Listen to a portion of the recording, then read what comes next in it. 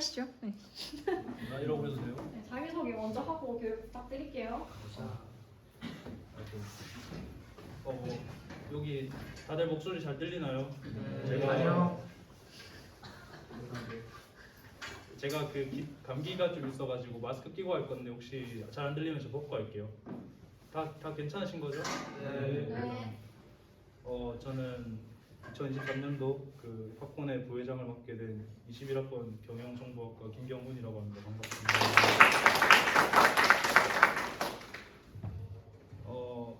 저희 밥집 언제예요? 7시 반이요. 7시 반이요? 여유롭게 하시면 됩니다. 아니 원래 다들 배고프시죠? 하고 네 하면 완전 빨리 하고 도망가려는데 그거 안 되네. 그냥 원래 하던 대로 할게요.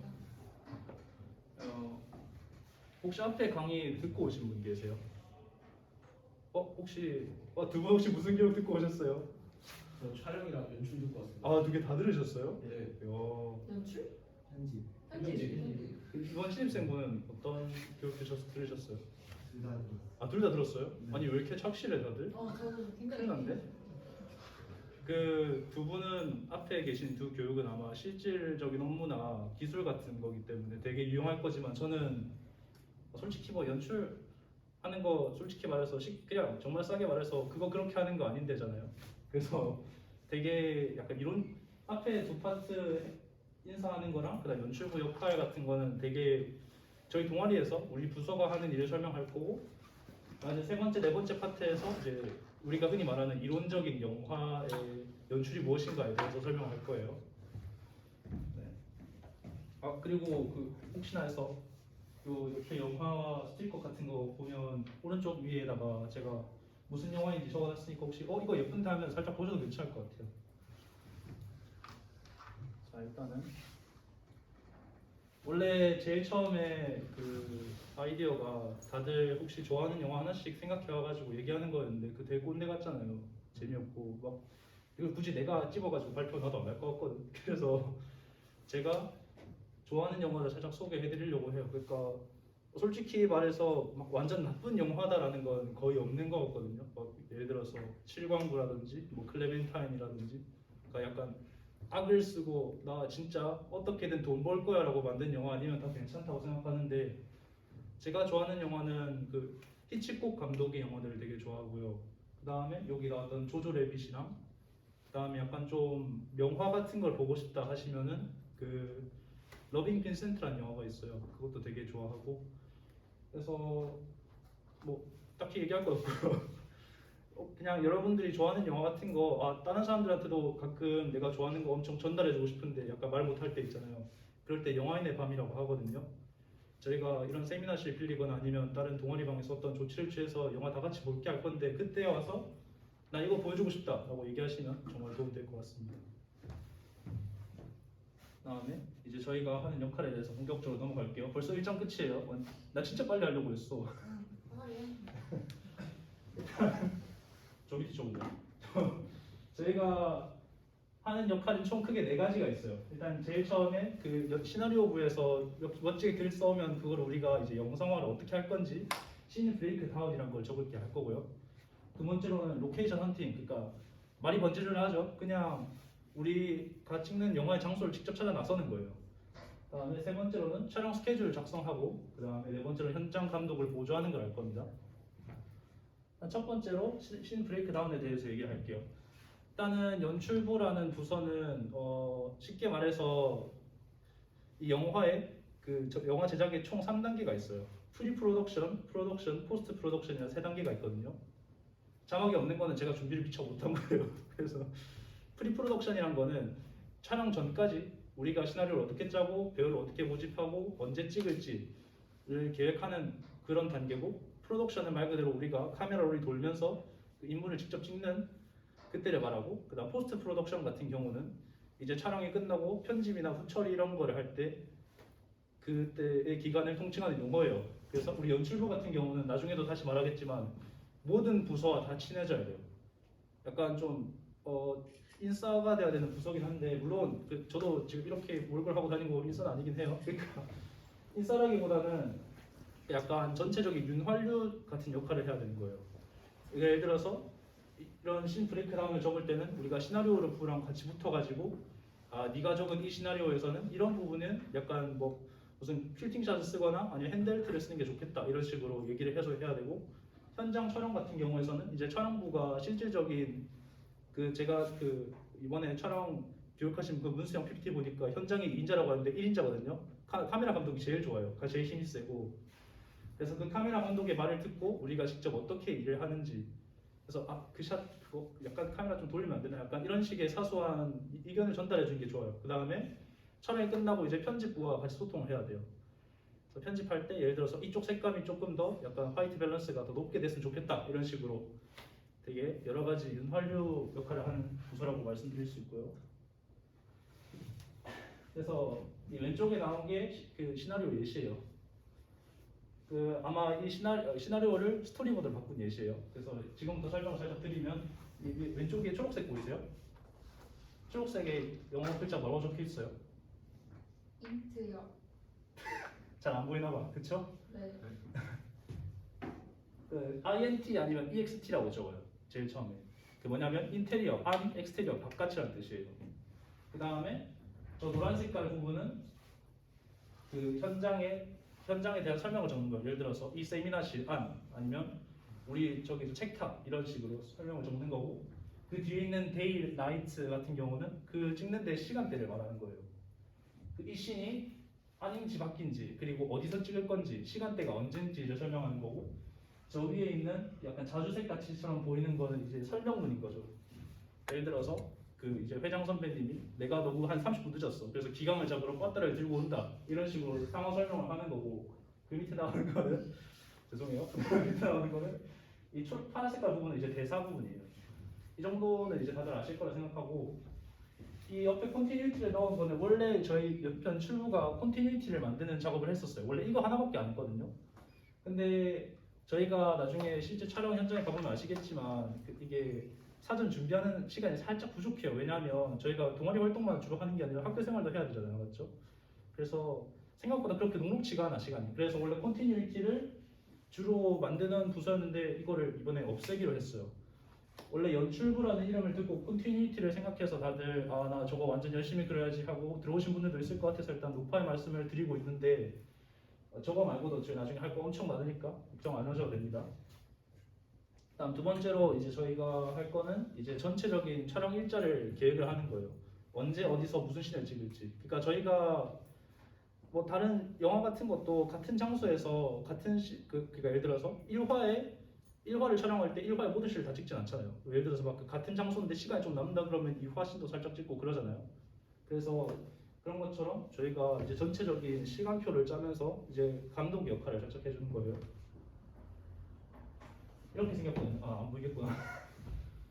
이렇게 생겼는데 대충 저희가 나중에 이렇게 똑같이 된 종이를 나중에 여러분들 다 드릴 거예요. 그 해당 팀에다가. 그래가지고 그거를 직접 기입하셔서 쓰시면 되는데 대충 타이틀이랑 날짜를 기입하셔도 되고 기입하시면 되고 그 밑에 시퀀스, 씬 넘버, 내용, 시간대, 등장인물, 출연 인물 이런 거를 되게 자세하게 기록해 놓으시면 좋아요. 그 다음에 밑에 예를 들어서 그 오늘 씬 같은 경우에는 김경훈이 나온다. 오늘 씬 같은 경우에는 김동원이 안 나온다. 이런 것처럼 기록을 다 해두시면 되게 편해요. 원래 이런 거를 굳이 안 하려고 했었는데 제가 작년에 감독을 살짝 하면서 느껴보니까 이런 게 체계적인 시스템이 있을수록 저희가 조금 더 나중에 편집하기도 편리하고 용이하더라고요. 그래서 이런 시스템을 채용하게 됐습니다. 그 다음에 할 것이 로케이션 헌팅인데 이게 이번 연출부가 개편되면서 하는 가장 큰 역할이에요. 장소를 찾는 것. 근데 진짜 할 게 없어요. 근데 진짜 내가 뭐라 설명을 해주고 싶은데요. 장소 찾는 거 예를 들어서 그냥 작년 같은 경우를 생각해봐도 그냥 사람 집안이나 학교나 그런 데 대부분 돌아다닐 거예요. 그래가지고 굳이 막 내가 발로 뛰어가지고 막 특정 위치를 찾거나 아니면 막 어떤 좋은 촬영 스팟을 찾거나 이런 건 별로 없을 거예요.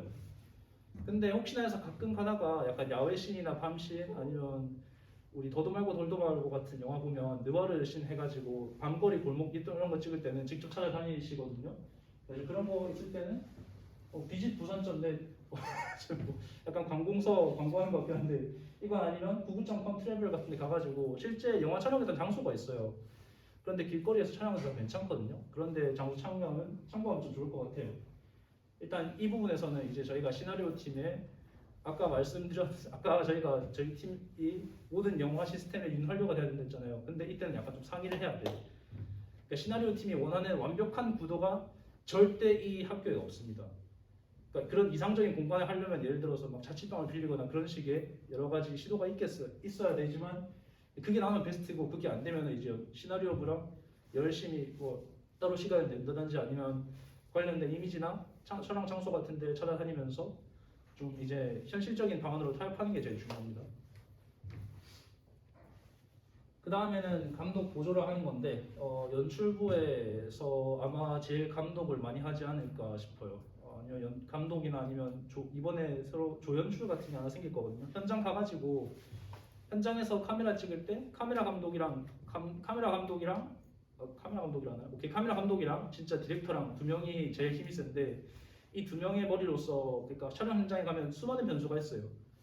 저기 뉴턴공원에서 찍기만 해도 뭐 밴드부 계속 밴드하고 노래하고 그 다음에 버스가 지나가거나 오토바이 지나가거나 하려면 사운드 다 들리거든요. 그러면 다시 찍어야 돼. 그런 수많은 변수들이 저희 눈앞에 있을 거예요. 근데 그거를 이제 옆에서 그 집단 지성이 나가지고 한 명이라도 더 모이면 좀 더 괜찮지 않을까 싶은 그런 의견이 있습니다. 그래서 저희가 자꾸 문서 작업만 시키는 것 같은데 문서 작업하는 부서가 맞아요. 그래서 이거는 아까 했었던 스케줄표 같은 경우는 직접 하는 그 현장 촬영 전인 프리프로덕션에서 했었고 이거는 프로덕션 과정에서 쓸 거예요. 이거 같은 경우는 아마 이 컨티니티라고 보이는 부분은 그냥 간단하게 도식화해서 그림을 그릴 거고요. 그 샷이 어떻게 된 건지. 그 다음에 카메라 위치 같은 경우는 그 직접 인물 관계도로 들어들고 아니면 적으면 돼요. 대충 바스트 샷, 웨이스트 샷, 숄더 샷 이런 거, D샷 이렇게 적으면 되고 사운드 같은 경우는 백그라운드나 저희 주변 환경을 앰비언스를 하거든요. 앰비언스 이런 식으로 넣으시면 되고 그 다음에 지문이랑 대사 같은 경우는 해당 지문에 어떤 사람이 대사를 하고 그 다음에 어떤 효과음이 들어가야 되는지 어떤 액션을 취해야 되는지 이런 걸 자세하게 기입할 거예요. 아마 이런 정도 나중에 저희가 배부를 해드릴 건데 지금 신경 쓸 건 아니고 대충 이런 거 한다 정도만 알고 계시면 될 것 같습니다. 밑에 이것도 되게 중요해요. 여기 자세히 보면 OK, NG, 타임, R샵이라 되어 있거든요. 그러니까 저희가 씬을 찍을 때 테이크 1, 2, 3, 4, 5 하고 액션 하잖아요. 근데 그 모든 테이크를 다 살리는 게 아니라 그 교차 편집을 하거나 막 긴박한 액션씬을 찍거나 화면 전환이 엄청 돌아갈 때는 그 한 샷이라도 조금 더 아끼면 좀 괜찮거든요. 그 저희가 실제 촬영하는데 걸린 시간에 비해서 나오는 결과물 엄청 적으니까. 그래서 예를 들어서 1번 씬은 삼각형을 적어가지고 이 씬은 나중에 편집부가 봤을 때 괜찮으면 쓰고 아니면 버려라. 아니면 X를 적으면 그냥 이 씬은 얄짤 꽝.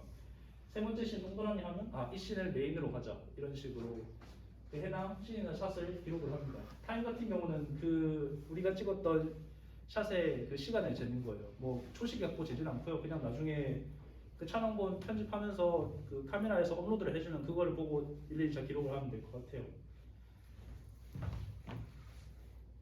자, 이때까지가 되게 실무적인 내용이었고 되게 재미없고 뭐 문서 작업만 하는 그런 재미없는 부서라고 생각할 수도 있는데 어차피 여러분 감독하려고 연출부 지원하시지는 않았을 거예요. 근데 대부분 감독하게 될 겁니다. 왜냐하면 옆에서 보는 거 재밌거든. 그래가지고 이제는 이론적인 부분을 한번 들어가 볼게요. 자, 대부라는 영화의 한 장면인데 일단 기본적으로 카메라는 선을 3개를 그어요. 선 2개를 깁니다. 하나, 둘, 셋, 넷 해가지고 총 9등분을 만들거든요. 카메라 픽셀을. 아까 카메라의 그 분할을 총 9등분을 만드는데 그 상태에서 이 자동차가 위치하는 부분이 정확하게 왼쪽 6칸이에요. 그런 식으로 하고 그 다음에 저 왼쪽 위에 보시면 이게 자유 여신상이 나오는데 이 장면이 그냥 차 안에서 그 뒷좌석에 있는 사람이 앞좌석에 있는 사람한테 총을 겨누거나 목을 조르는 그런 거의 죽이는 장면인데 굳이 저 자유 여신상을 저기 넣어야 됐을까요? 근데 대부분 만드는 우리 영화 감독이나 이런 조연출 하시는 분들이 하루 이틀 배우신 분이 아니란 말이야. 다 의미가 있는 거예요. 이런 조그만한 씬에서의 모든 구성 요소를 저희가 그거라고 합니다. 미장센이라 합니다. 화면 구성. 그래서 이 화면 구성이 예쁘다 말고 이 화면 미장센이 예쁘다 이런 식으로 약간 좀 잘 나 보일 수 있는데 이 미장센에서 저 자의 여신상이 계속 언급되는 이유는 이 대부라는 영화가 이 미국에서 벌어지는 그 이탈리아 범죄 조직의 이야기란 말이에요. 그래서 이 이민자의 땅에서 이러한 그 이민자의 땅에서 되게 여러 무고를 겪는다는 지금 제가 저 대본을 저기다 적어가지고 정확하게 얘기를 못 드리는데 여러 가지 분석이 있으니까 이런 거는 아마 나중에 보여드린 분석 영상 같은 거 보면 되실 것 같고요. 대충 연출이란 거는 되게 나쁘게 말하면 되게 얍삽하고 그냥 한 번 보면은 되게 눈치 못 채요. 이거 같은 그 로키라는 영화 같은 경우도 지금 이게 화면이 혹시 이거 좀 조명 꺼줄 수 있나요?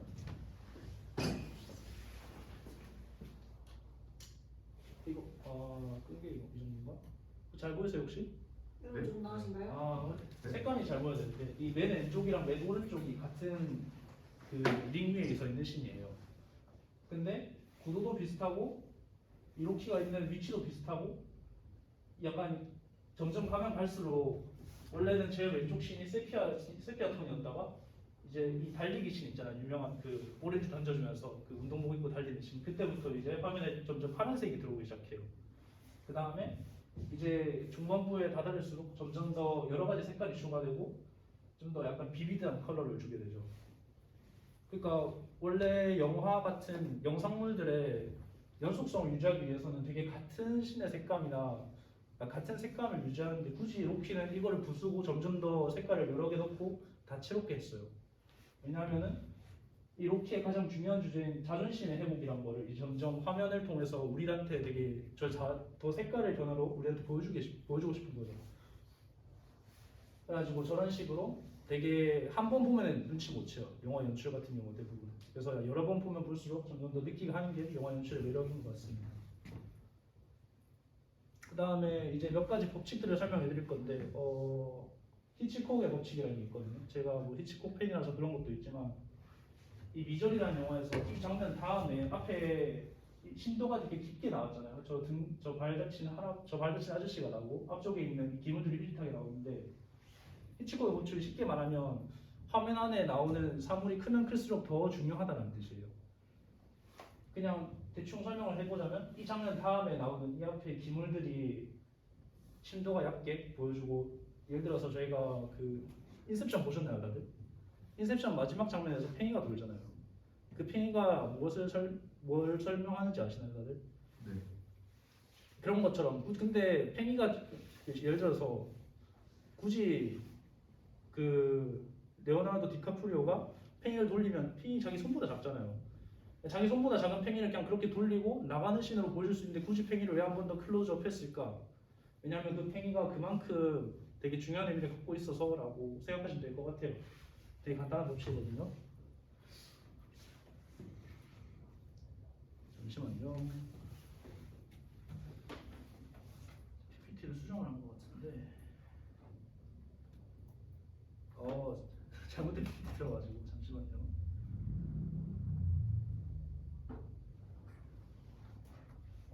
양파 프린트로 틀죠.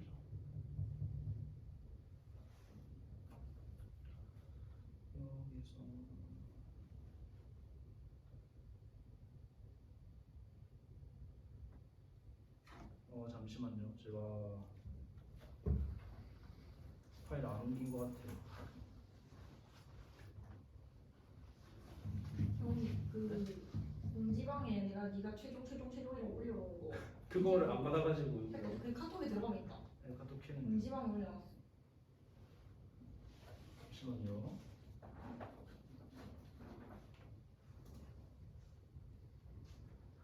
톱이 안 켜지네. 혹시 뭐 화장실 다녀오실 분 지금 다녀오시면 될 것 같아요. 네.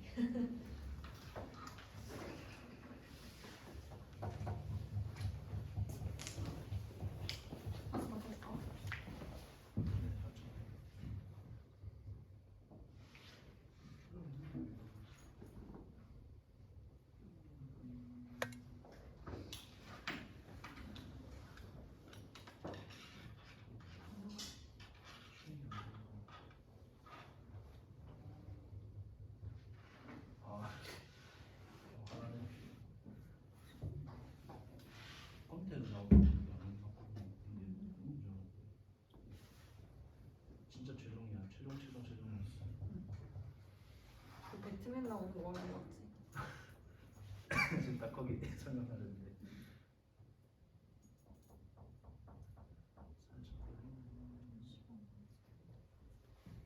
벌써 한 시간 남았어요? 아니 30분. 아 6시 반에 끝나고. 여러분 좀 어떠신가요? 좀 어려우신가요? 재밌어요. 재밌으신가요? 네.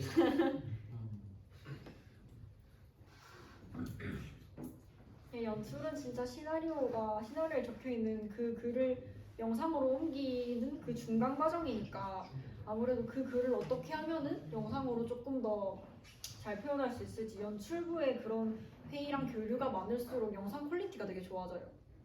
네, 그래서 아까 말해주셨듯이 프리 프로덕션 이제 말 그대로 프리면 이전이잖아요. 네, 프로덕션의 그 전 단계 그리고 프로덕션의 이제 제작 단계 실제로 촬영을 하는 단계고 그다음 포스트 프로덕션 네, 포스트가 이제 후죠. 네, 편집하는 과정 그런 거죠. 이제 그래서 연출부가 사실은 저희가 작년까지만 해도 조금 비중이 적었어요. 아까 보여주셨듯이 그냥 콘티라고 해가지고 콘티가 뭐냐면 이제 그 시나리오를 보고 그림을 그리는 거예요. 그림을 그려서 이 장면 이렇게 촬영을 해야겠다 이렇게 하는 그런 그림 계획표 같은 건데 그 작업을 이제 조금 필수적으로 하는 걸 이제 이번에 없앴거든요. 왜냐하면 너무 콘티에 대한 부담감이 커가지고 그림을 못 그리는데도 그걸 억지로 뭐 해가지고 이렇게 하게 되면은 이제 실제 촬영 현장에 가면은 그게 실제로 그렇게 그림대로 그대로 이어지는 게 아니거든요. 그래서 그냥 필요한 부분만 그리게끔 이번엔 했고, 네 그래서 이제 연출의 그런 회의랑 연출이랑 이제 아까 윤활유 같은 역할을 하신다고 했는데 시나리오랑도 같이 교류를 좀 하고 이 장면은 뭐 이렇게 표현을 하는 게 어떻겠냐 이렇게 의견도 제시를 해보고 이 뭐 소품 아까 팽이를 예를 들어주셨는데 뭐 이 소품이 소미상가법으로 맨 앞에 나오고 맨 뒤에 나왔으면 좋겠다 이러면은 뭐 이렇게 배치를 해보는 게 어떻겠냐 이렇게 의견도 내보고 그러면은 네? 저보다 설명 아니 연출하실래요? 나는 뭐 전문가도 아니고 회장님이죠. 전문가 아니고.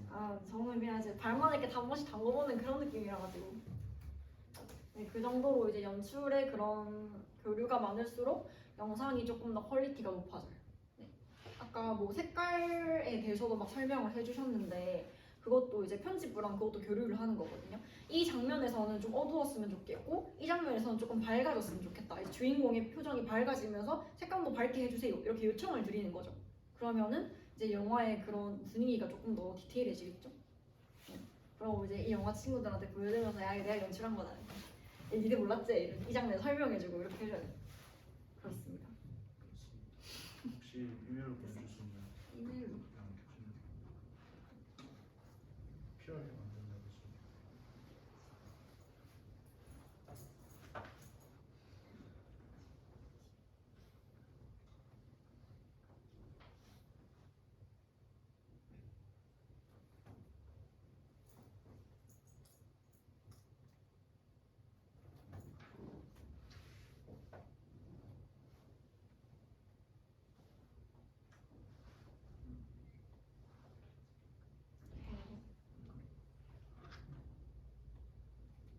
혹시 그 지금 비 오는데 우산 안 가지고 오신 분 계신가요? 웃잖아 이 사람들. 비가 와요. 네 비가 와요.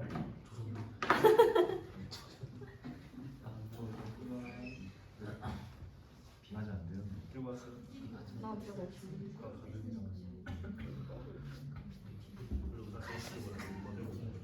비 올 때가 있어요. 비 그칠 때가 있어요. 아 있지 않나? 연소해가지고 아침에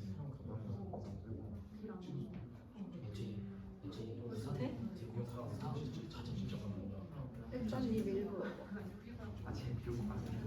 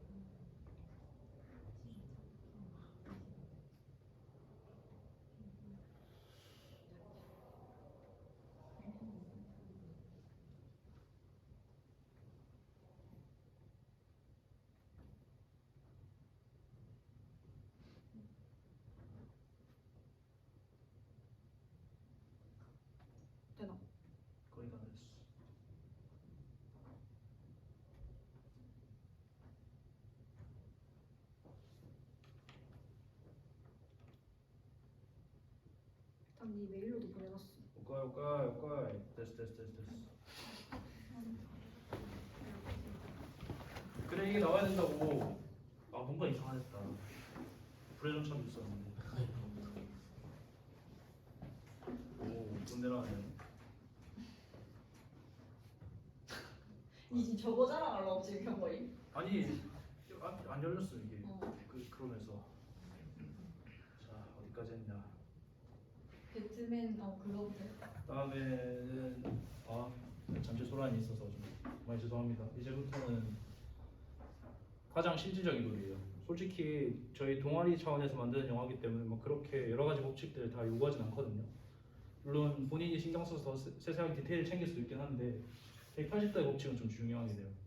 이 법칙이 뭐냐면은 저희 아까 말씀드렸다시피 연속성을 유지하기 위해서는 색깔을 안 바꿔야 되고 카메라 각도를 유지해야 되고 같은 분위기의 영상을 믿어야 되잖아요. 그래서 예를 들어서 이 조커랑 배트맨이랑 조커가 이 첫 번째 장면에서 그대로 서 있다고 치면 이 두 번째 장면은 배트맨과 조커의 위치가 바뀌었잖아. 그럼 카메라는 그대로 있으면 배트맨이 오른쪽에 가고 조커가 왼쪽에 가야 되잖아요. 근데 안 그래. 안 그러고 굳이 카메라가 반대쪽으로 빙 한번 더 돌아가지고 굳이 배트맨은 왼쪽에다 냅두게 해요. 왜냐하면 이렇게 해야지 좀 더 이제 그 보는 사람으로 하여금 이 장면이 계속 대치되고 있구나, 계속 유지되고 있구나를 계속 얘기하고 있는 거예요. 그래가지고 이 한 사람이 샷 기준에서 왼쪽에 있으면 계속 왼쪽에 놔두게 해야 돼요. 그 다른 인물도 오른쪽에 있으면 계속 오른쪽에 있게 하고 그게 일단 기본적인 180도 법칙인데 제가 아까 설명하고 싶었던 거는 이러한 법칙들은 절대적인 게 아니에요. 물론 다들 과학 공부하셨던 분들 이론 법칙 이런 거 다 설명하시지만 법칙은 되게 절대적이잖아요. 근데 영화에서는 그런 거 없어. 아까 말씀드렸다시피 배트맨은 계속 왼쪽에 있었어요, 맞죠? 근데 이 점점 샷 타임이 지나갈수록 배트맨이 갑자기 오른쪽으로 가고요. 왜 오른쪽으로 할까? 왜냐하면은 저희가 생각하건데 아마 이 씬부터 이 씬 전에 이 배트맨이 조커를 이렇게 벽에 두들기 내피게 치거든요. 그러면서 자연스럽게 카메라가 반대로 돌아가. 왜냐하면은 이 전까지는 배트맨이 조커를 되게 압박하고 있던 장면이었는데 이 장면부터는 조커가 배트맨을 역으로 압박하고 있어요. 물론 물리적으로 막고 있긴 하지만 이때 그걸 하죠. 네 연인을 살릴래 아니면 그 당시에 있는 다른 시민들을 살릴래. 두 개 중에 하나 선택을 하라고. 그러니까 실질적으로는 이제 조커가 배트맨을 압박하는 장면이 되니까 이렇게 조커가 180도 법칙을 어기고 반대로 돌려버린 거죠. 그리고 그 다음 씬에도 한 번 더 틀어. 계속해서 이 대화에서의 우위 조건이 누군가에 대해서 계속 설명하게 만드는 그런 연출이거든요. 그래가지고 180도 법칙은 되게 잘 지키면 좋고 잘 어기면 좋아요. 가장 실용적인 법칙이라고 할 수 있을 것 같습니다. 그 다음에 이제부터는 오른쪽 법칙이라는 걸 설명할 건데 이거는 제가 붙인 이름이에요. 절대적인 건 아니고 예를 들어서 여러분 미로 같은 거 한번 생각해 보실래요? 미로 입구는 미로 일러스트 같은 걸 생각을 해봤을 때 미로 입구는 웬만해서 다 왼쪽에 있지 않나요? 나가는 길은 다 오른쪽에 있지 않고 물론 막 위에서 나와서 밑으로 가는데 그럴 수도 있어. 근데 대부분의 미로 일러스트를 갑자기 찾아보면은 왼쪽에서 들어와서 오른쪽으로 나가요. 비슷한 논리로 달리는 장면을 보면 거의 다 왼쪽에서 오른쪽으로 달리기 마련이에요. 그리고 도망가는 장면은 오른쪽에서 왼쪽으로 가. 왜 그럴까요? 근데 누구도 그렇게 막 하라고 한 적 없어. 오른쪽에서 왼쪽으로 달려나가지 않으면 이 영화 망함 이런 아무것도 없거든요. 그런 게. 근데 저희는 약간 이거는 인도 문화권이 약간 다른 거긴 한데 왼손 조금 더 불경한 손. 이 왼손잡이 비하하는 거 아니에요? 왼손은 불경한 손, 이거 오른손은 되게 신성한 손 이렇게 생각하잖아요. 아마 그러한 문화가 조금 약간 사람들의 뇌리에 각인이 돼 있지 않나 싶어요. 그러니까 어떻게든 주인공이나 주동인물 같은 쪽은 오른쪽을 향하거나 오른쪽으로 향해 달려가요. 그 다음에 반동인물은 왼쪽이나 왼쪽 방향을 향해 달려가요. 아까 이 법칙은 깨질 수도 있다고 말씀드렸어요. 하지만 웬만해서 거의 다 얘기되는 거고 킹덤 오브 헤븐이라는 영화인데 나오는 이 왕이 되게 착하고 문둥병 환자인 착한 왕이에요. 이 왕은 시종일관 내내 오른쪽을 보고 있어요. 이 프레임에서. 왜냐하면 딱히 이유는 없죠. 근데 여기서 나중에 제가 추가적으로 설명할 거는 샷에 대한 높낮이를 말하고 싶은데요. 그러니까 우리가 카메라를 밑에서 위로 찍으면 흔히 막 그 얼굴 다 뭉개지는 샷이라 하잖아요. 밑에서 위로 찍으면 그 턱 밑에 부분이랑 눈동이 부분이 보이잖아. 거기가 보이면 이제 사람이 본능적으로 그 이런 이쪽을 보인 사람에 대해서 약간 위압감을 느끼게 돼요. 그 사람이 조금 더 지배적인 의를 갖게 되는 거죠. 반대로 우리가 위에서 밑으로 찍으면 사람이 되게 땅땅만해지잖아요. 얼굴이 엄청 커지고.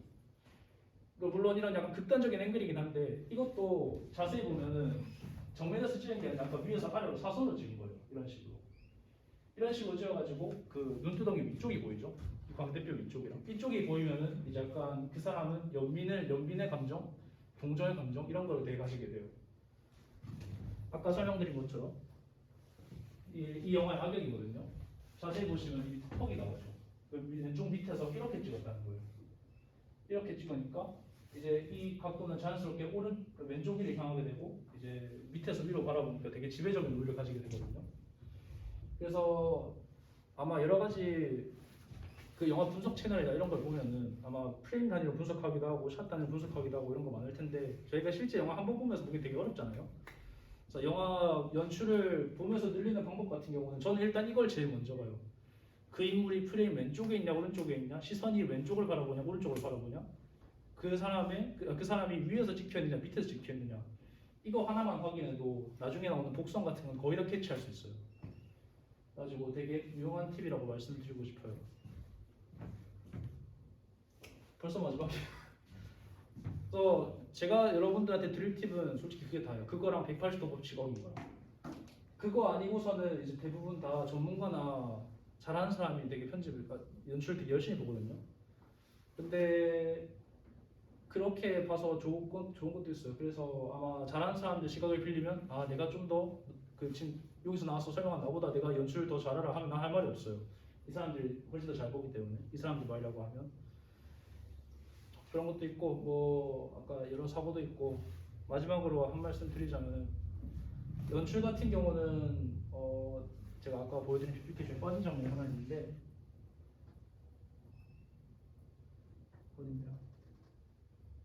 네, 저희는 영화를 만들다기보다는 사람을 다루는 일을 해요. 뭔가 기록을 하고 사람을 다루고 그다음에 언제 어디서 어떤 갈등이 발생하면 나가서 약간 윤활유 역할을 해준다고 하죠. 그래가지고 저희가 뭐 약간 자부심을 가지자면 저희는 팀의 중추신경이 될 수도 있는 거예요. 아니면은 근데 우리가 약간 일을 제대로 못하면 약간 되게 아니 이렇게 전달하라 했는데 왜 저렇게 전달해 막 이러면서 말이 엉킬 수도 있고 꼬일 수도 있어. 그래가지고 되게 연출부 하면은 여러 사람들이랑 만나게 될 거예요. 그리고 여러 갈등이랑도 만나게 될 거고 되게 어이없는 사건들이 있고 쟤는 동아리 활동하는데 왜 이렇게 진심이야 이런 애도 있어. 그 반대인 경우도 있고 난 내일이 더 중요한 사람들도 있으니까 동아리 활동보다. 그래서 저는 교육을 하면서 되게 막 여러분들 나는 그래도 영화 동아리 들어갔다 이런 것도 좋지만 약간 현실적인 조언을 좀 해주고 싶어요. 어차피 영화 동아리도 좋긴 하지만 그 앞에 두 분이 되게 열심히 우리 꿈을 다 채워주셨기 때문에 저는 연출부로서 우리가 확실히 진짜 그게 있어야 돼요. 동아리 활동이 말아야 돼요. 우리가 너무 진심으로 쟤는 왜 저렇게 하지? 쟤는 왜 이렇게 안 오지? 이렇게 생각을 하지 말고 그냥 그럴 수도 있다라는 걸 해야 돼요. 어차피 영화 제작도 정말 좋아. 왜냐면 우리 동아리 활동이니까 맞지? 근데 그 이전에 우리는 동아리예요. 그러니까 굳이 거기에 대해서 너무 신경 쓰고 그런 마찰의 갈등을 빚지는 말자 이걸 말씀드리고 싶어요. 왜 지금 와서 이 얘기를 하지? 얘는 연출 교육을 하는데 라고 하지만 언젠간 이 조언이 쓸모가 있을 거예요. 왜냐하면 1학기 영화 활동은 아주 빡셀 거기 때문에 다들 긴장 바짝 하시고 뭐 연출부는 좀 그나마 괜찮아요. 저희는 시나리오부랑 이야기만 좀 잘하면 초반 고비는 잘 넘기기 때문에. 그리고 저희 중에서 감독하시고 싶으신 분들 아마 있을 거예요. 그런 분들은 아까 말씀드렸던 그런 일정 짜기를 되게 잘 해야 돼요. 그리고 미리 시나리오부 친구 중에서 1학기 활동은 아마 저희가 팀을 배정을 해드릴 거예요. 그래가지고 내가 원하는 친구, 내가 약간 좀 친하게 지내고 싶은 친구 이런 애랑 같은 팀이 안 될 수도 있어. 그래서 1학기 때 감독은 살짝 힘들 수도 있어요. 내가 원하는 시나리오로 같이 하기에는. 대신 2학기 파프 같은 경우는 원하는 시나리오로 공모전을 할 거거든요. 그래서 거기에 맞춰가지고 할 거기 때문에 내가 감독을 하고 싶다 싶으면 1학기 때 어떻게든 일단 감독을 해가지고 대체 약간 실력을 좀 기르는 게 좋아요. 왜냐하면 2학기 때 그래서 그래서 2학기 파트 때 자기 이름으로 작품 하나 올린다 되게 기분 째지거든요. 우리 문수 형의 말을 빌리자면. 그래서 감독이 되고 싶고 그 연출을 잘 배우고 싶고 아마 뭐 저 연출도 괜찮아요. 다 열심히 하고 싶은 분들 다들 뭐 이런 허접한 강의 들어주셔서 정말 감사하고 혹시 뭐 궁금하신 거 있어요? 하고 싶은 얘기나 너 왜 말을 그따고 해도 괜찮아요. 제가 지금 8시간 동안 코딩만 하다 와가지고 너무 교수님 영향을 많이 받아서 추천한 영화. 네? 방금 추천한 영화. 그거. 추천하는 영화는 좋아하는 영화. 아까 말씀드린 것처럼 히치콕 영화도 되게 괜찮고요. 그 미장센 자체를 보기에는 히치콕 영화가 제일 좋아요. 괜히 로튼 토마토나 그런 데서 평점을 높게 준 게 아니거든요. 대신 그런 사람들 영화 같은 걸 보면은 되게 신 구성이 빡빡하고 그 미장센 구성이 되게 여러 가지 치밀하게 돼 있어요. 그 분석하면서 오히려 눈이 아플 수도 있어. 그런 것도 좋지만 저는 불의 전차라는 영화가 되게 좋거든요. 그냥 그 딴딴딴딴딴 하는 이런 음악 들어가는 그 영화인데 적당히 연출도 있고 적당히 보기도 편하고 그냥 약간 미국판 국가대표 느낌이에요. 우리 국가대표 영화 알죠? 달리기 그런 영화라가지고 그것도 괜찮을 것 같습니다. 그 영화 추천드려요. 하고 싶은 말씀 있나요? 없으면 제가 해도 되나요? 혹시 여기 경영정보학과 있다면서요? 학교생활 안 힘들어요? 다행이네. 나중에 그 부민 캠 들렀다가 만나면 커피 사달라 하세요. 계속 커피 사줄 테니까. 지금 여기까지만 하면 될 것 같고요. 다들 배고프시니까 저녁 먹으러 가면 될 것 같습니다. 어접한 강의 들어줘서 감사합니다.